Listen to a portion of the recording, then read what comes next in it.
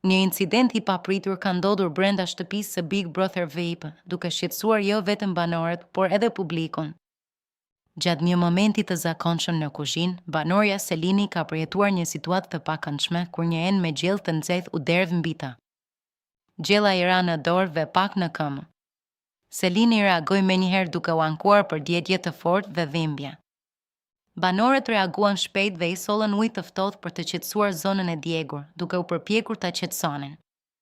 Për disa minuta atmosfera në shtëpi u bë mjaft e tensionuar, pasi askush nuk ishte i sigurt se sa serioze ishte djegia.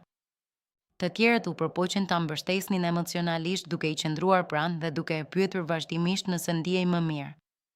Ky moment krijoi një reagim të menjëhershëm edhe mes ndjekësve, të cilët shprehen shqetësimin e tyre në rrjetet sociale. Fatmirësisht, incidenti nuk ishte serioz dhe Selini filloi të rikuperohej.